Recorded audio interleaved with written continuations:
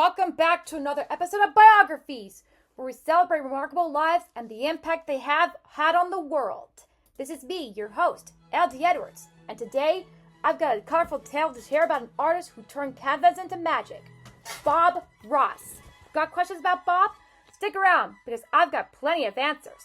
Let's start at the very beginning, all the way back on October 29th, 1942, just days before Halloween, when Robert Norman Ross was born in Daytona Beach, Florida.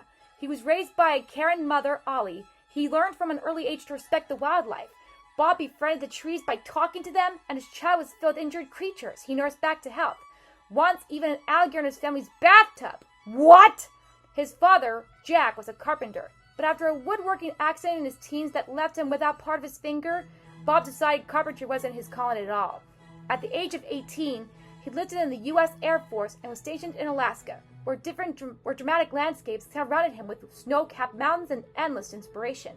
His artistic journey began here, with his first painting class. Although he struggled with the teachers who favored abstract styles, he wanted to paint the trees that actually looked like trees.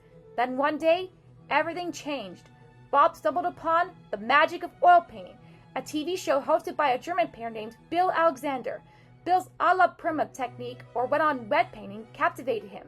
This approach allowed Bob to create the scenes quickly by layering wet paints, and before long, he has mastered the technique.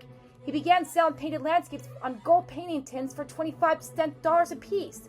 By 1981, he retired from the Air Force as a master sergeant, returning to Florida and studied with his mentor Bill Alexander in person. Bob joined Bill's company as a travel instructor, and during one workshop, he met Annette Kowalski.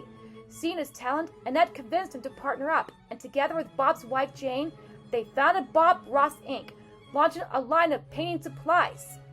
Here's the fun fact. Bob's iconic perm wasn't exactly his favorite look. It was a cost-saving measure on haircuts that became the company's logo. At first, his business struggled. Mall painting classes didn't draw big crowds, but Annette's advertising efforts and hotline calls eventually paid off. In 1983, Bob landed on his own TV show, The Joy of Painting, which aired on PBS. Over the next 11 years, he filmed 403 episodes, creating magical landscapes on a black canvas in just 30 minutes, often accompanied by his calm, soothing voice. His show wasn't just about art, it was about making people believe they could be artists themselves. Using just 13 paint colors and a few simple tools, he broke down the process step by step, encouraging the viewers to follow along, even if they tuned in to enjoy his relaxing demeanor and happy little trees. His love for animals remained part of his identity. Occasionally, animals he was rehabilitating appeared on the show, including Peapod the squirrel, a baby raccoon, and an owl named Hoot. His warmth and compassion were stunning with audiences worldwide, making The Joy of Painting the most popular art show in history.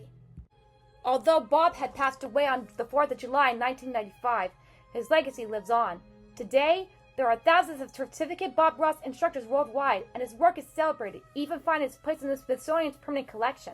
Bob didn't just teach people how to paint. He taught them to believe they could paint. As he famously said, you can move mountains, you could do anything. That's the story of Bob Ross, an artist, a teacher, and a source of endless encouragement. Thanks for joining me on this colorful journey. This is L.D.E signing off for now. Until next time, Pittsburgh, remember, you can do anything, just like Bob did.